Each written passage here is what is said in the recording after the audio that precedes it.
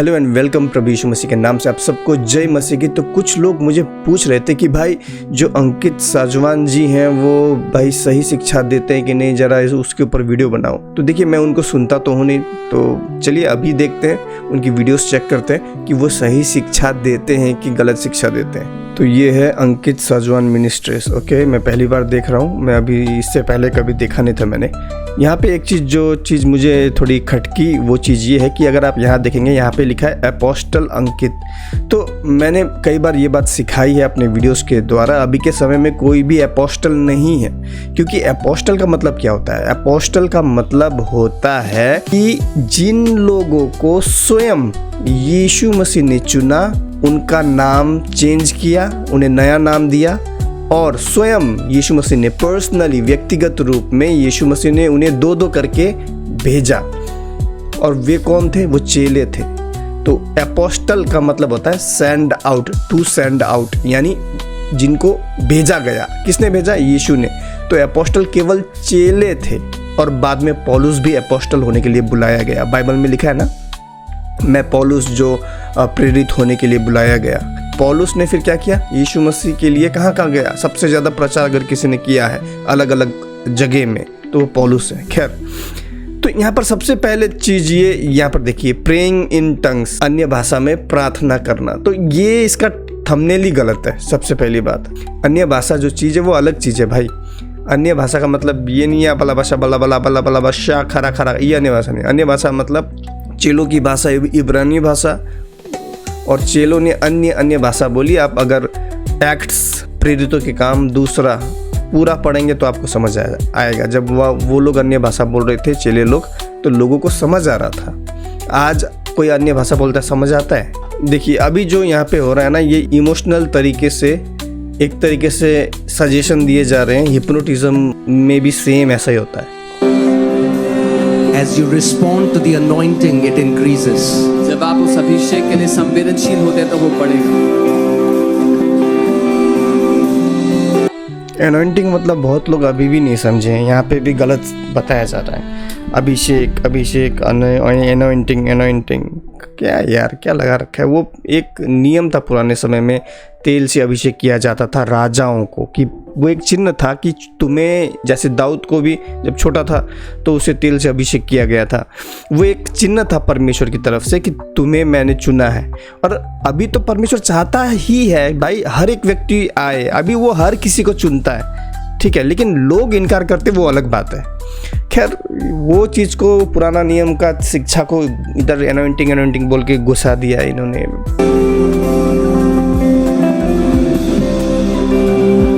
चलो, ये नाटक ज़्यादा हो रहा है। ये सब इमोशनल तरीके से लोगों को हिप्नोटाइज करने का तरीका है ये एक्चुअली। बल्कि एक चर्च में क्या होना चाहिए? चर्च में शिक्षा देना चाहिए, बाइबल से सिखाना चाहिए क्या सही है, क्या गलत है, ना अन्य भाषा है कि नहीं है, बाइबल के जरिए सिखाना चाहिए। खैर, ये देखिए, ये बस इमोशनल तरीके से लोगों को म्यूजिक, वचन देते समय तो म्यूजिक बिल्कुल नहीं होना चाहिए, डिस्टर्ब होता है इससे। खैर, ये नाटक बहुत देर तक चल रहा है। थोड़ा अन्य भाषा के बारे में क्या बोला है वो थोड़ा सुनते हैं। इतना देर तो बस नाटक चल रहा है, देखिए।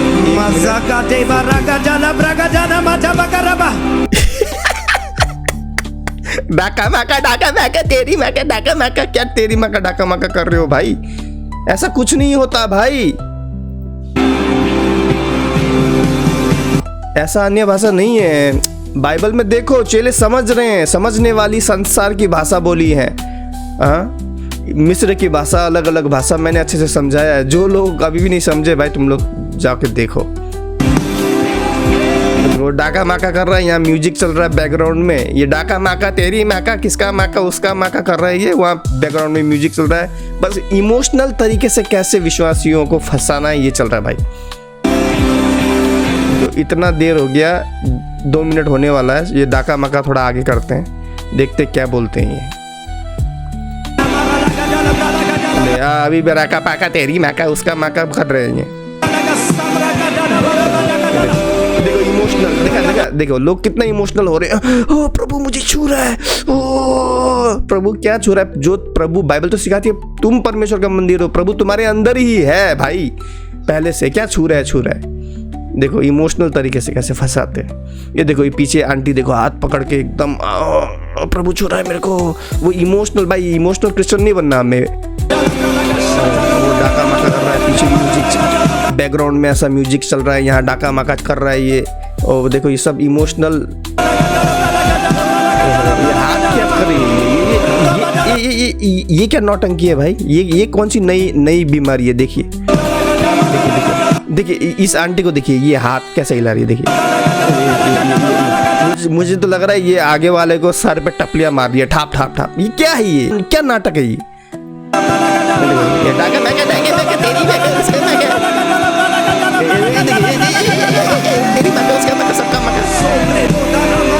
गाली दे रहा है, क्या कर रही है? इमोशनल तरीके से ऐसे हिप्नोटिज्म, इसे कहते हैं सेल्फ हिप्नोटिज्म। कभी रिसर्च कर लिया करो क्या होता है हिप्नोटिज्म, कैसे होता है, कैसे काम करता है। ऐसे म्यूजिक के द्वारा कार्य करता है।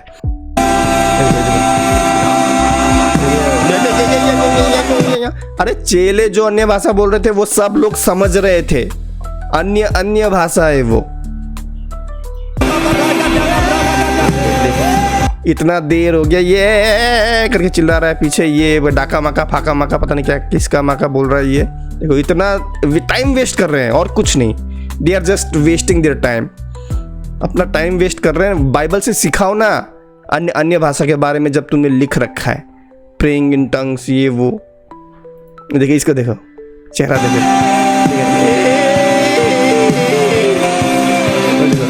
ये क्या चल रहा है? ये क्या नौटंकी है? बागेश्वर धाम में सेम नौटंकी होता है। ये इमोशनल तरीके से लोग भावनात्मक होके एकदम अंदर चले जाते हैं, तो ये ऐसा होता है, सेल्फ हिप्नोटिज्म है ये।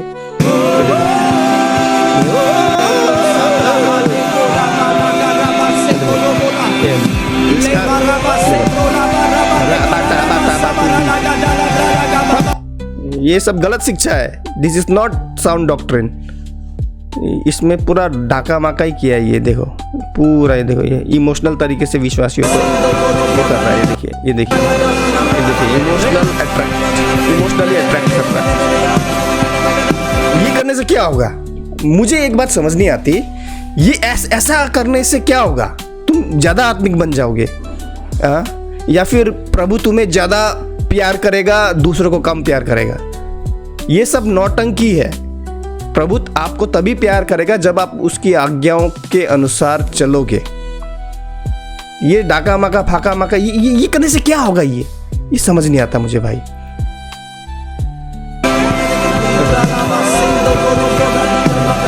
खाली टाइम वेस्ट कर रहा है। 5 मिनट हो चुका है, लोगों का समय बर्बाद कर रहा है, खुद का भी समय बर्बाद कर रहा है। बाइबल से सिखाओ कुछ, ये डाका माका करना छोड़ो।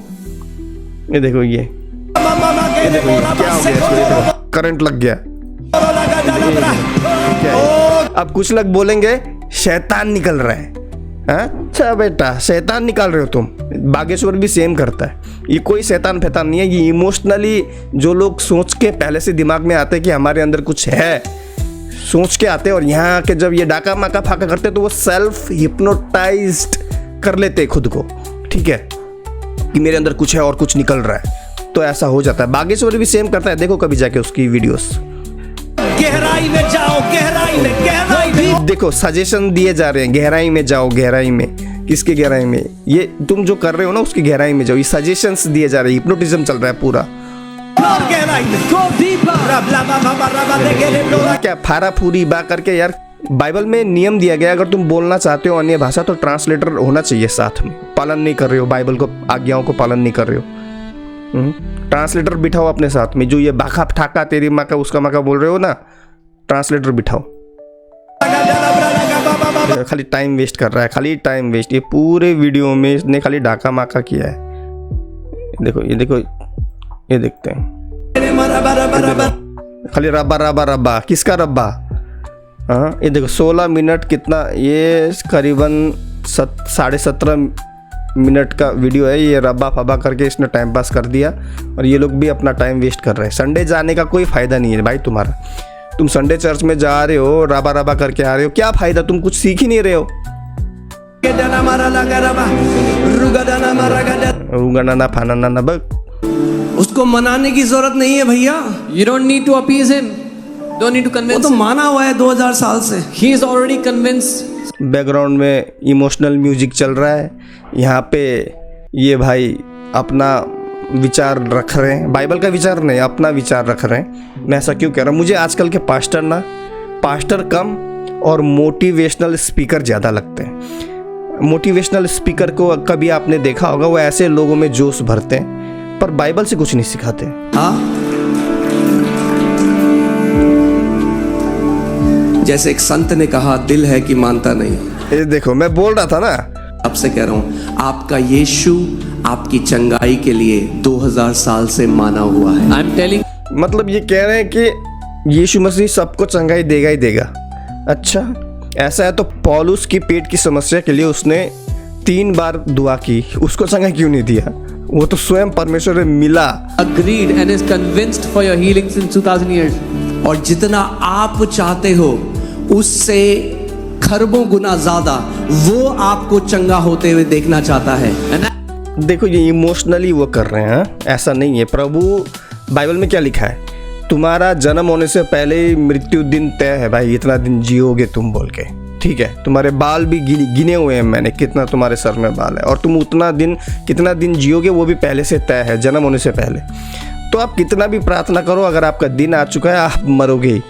हाँ, अगर हाँ प्रभु ने सुन के कुछ स्पेशल दिन बड़ा भी देता है वो, लेकिन इसका मतलब ये नहीं है कि कोई क्रिश्चियन फिर तो मरना ही नहीं चाहिए। ये इमोशनल खाली, यार ये बाइबल से कुछ नहीं सिखा रहा भाई, खाली emotional. I put them on your feet today. बहुत कोशिश कर ली मैंने। I have tried. नहीं यार, ये बस मोटिवेशनल स्पीकर की तरह बात कर रहा है, कुछ नहीं सिखा रहा। बाइबल से सिखाना चाहिए। तो अंकित साजवान की टीचिंग मैंने सुनी, जो कि बिल्कुल भी बिब्लिकल नहीं है। उन्होंने बस भाई, जैसे कि आजकल के मोटिवेशनल स्पीकर्स होते हैं ना भाई, कुछ भी बोल दो, लोगों को जो अच्छा लगे वो सुना दो, और बाइबल तो बिल्कुल पढ़ ही नहीं रहे। बस 1 घंटे, आधा घंटे, 17.5 मिनट, पता नहीं कितने मिनट अबालबा करके टाइम वेस्ट कर रहे हैं। हम चर्च क्यों जाते हैं? सीखने जाते हैं, बाइबल से सीखने जाते हैं। तुम्हारी कहानी, तू ये खाली आबालबा करने, ये ऐसा करने नहीं जाते, सीखने जाते हैं। वचन किसने कहा, किसको कहा, क्यों कहा, किस कारण से कहा, यहूदी लोग ये पर्व क्यों मनाते हैं, किस लिए मनाते हैं, ये सब सारे ऐसे बहुत सारी चीज़ें सीखने जाते हैं। शिक्षा क्या है, खरी शिक्षा क्या है, फॉल्स टीचिंग क्या है, झूठी शिक्षा क्या है, सही शिक्षा क्या है, ये सब सीखने जाते हैं हम चर्च, टाइम पास करने नहीं। तो ये जो लोग जा रहे हैं संडे के दिन में चर्च में, वहाँ जाके अपना टाइम पास करें, खाली आबाला वासा पकड़े, कुछ सीख नहीं रहे बाइबल से, क्या फ़ायदा भाई? इससे अच्छा घर में रहो। हाँ, घर में रहो। अगर तुम बोल रहे हो कि हम वहाँ जाके संडे के दिन प्रभु की महिमा करते हैं, तो महिमा तो घर में भी कर सकते हो। वहाँ लोगों के भीड़ में जाके नाटक करने का क्या जरूरत है? घर में करो अपने रूम में महिमा। चर्च महिमा के लिए है, लेकिन सबसे ज़्यादा चर्च का पहला उद्देश्य है वचन सीखने सिखाने के लिए है। तो खैर, इतने कहते हैं आज के वीडियो इधर रखते हैं। मिलते हैं अगले वीडियो में। प्रभु यीशु मसीह आप सबको आशीष दे। खरी शिक्षा में रहो, ऐसे टाइम पास मत करो भाई। ये सब टाइम पास मत करो, खरी शिक्षा में रहो, खरी शिक्षा सीखो। बोलो पास्टर को, सिखाओ हमें, ये टाइम पास मत करो, तुम सिखाओ हमें बाइबल से, ऐसा कहो। ठीक है, इतना कहते हैं आज का ये वीडियो जो रखते हैं। मिलते अगले वीडियो में। प्रभु यीशु मसीह आप सबको आशीष दे। अगर हमें चर्च बिल्डिंग में सपोर्ट करना चाहते हैं तो स्क्रीन पे दी गई QR कोड को स्कैन करके हमें सपोर्ट कीजिए। बहुत लोग सपोर्ट कर रहे हैं, धीरे धीरे करके लोग जुड़ रहे हैं, और मुझे लगता है जल्दी ही हमारे गाँव में भी एक खरी शिक्षा वाला चर्च बन जाएगा। और ऐसे करके आप लोग भी और सपोर्ट करते जाइए। मिलते अगले वीडियो में, तब तक के लिए जय मसीह की।